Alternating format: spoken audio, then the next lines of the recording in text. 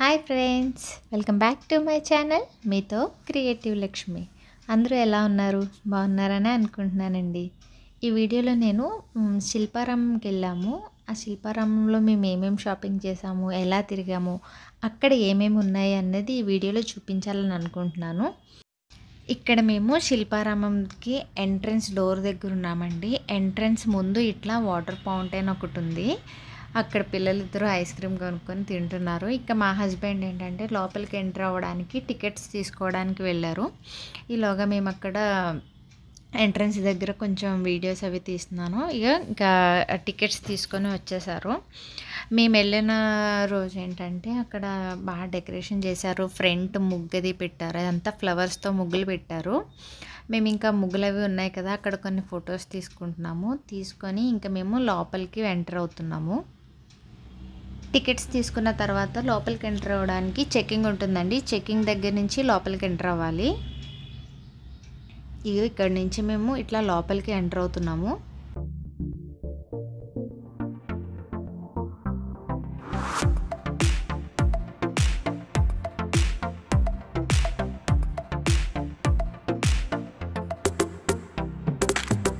ఇలా లోపలికి ఎంటర్ అయిన వెంటనే ఒక చిన్న టెంపుల్ లాంటిది ఉందండి. టెంపుల్ తర్వాత ఇలా వినాయకుడి విగ్రహం ఒకటి ఉంది. వెంటనే ఇక్కడ ఏంటంటే మెహందీ పెట్టడానికి చాలామంది ఉన్నారు.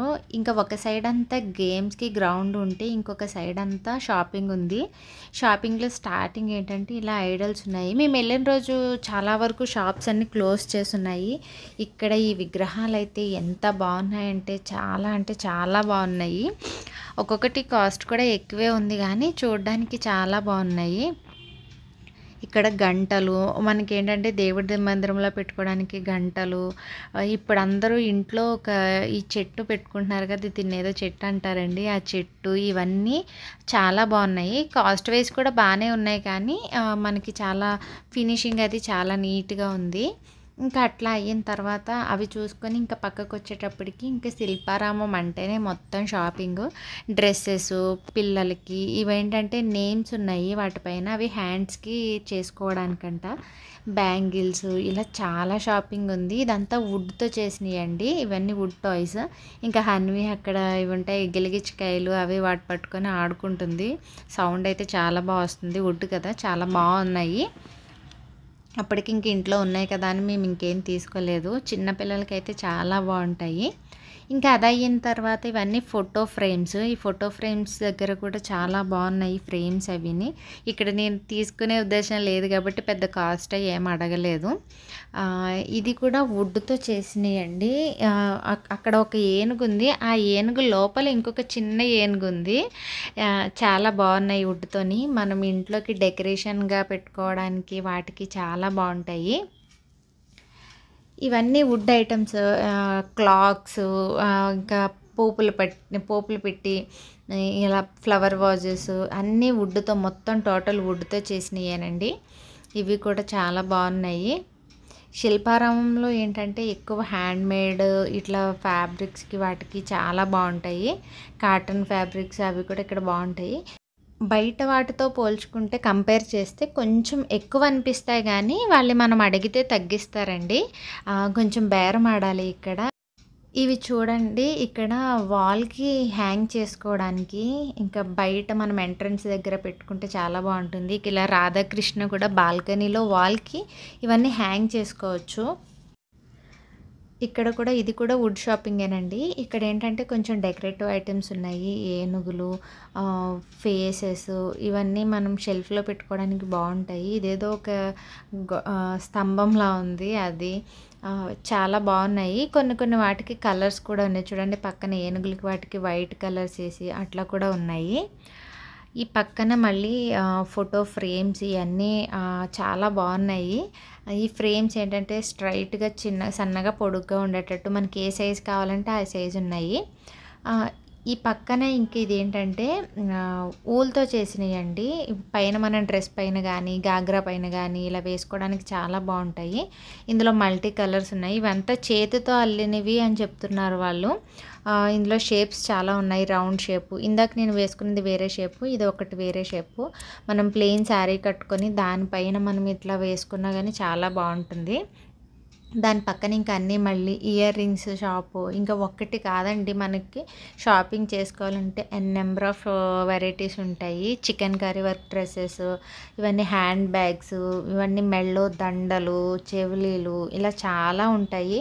కాకపోతే మనం పిల్లలతో వెళ్ళడం కంటే విడిగా షాపింగ్ అని వెళ్ళడానికైతే చాలా బాగుంటుంది. పిల్లలతో మనం ఎక్కువ ఎక్స్ప్లోర్ చేయలేము.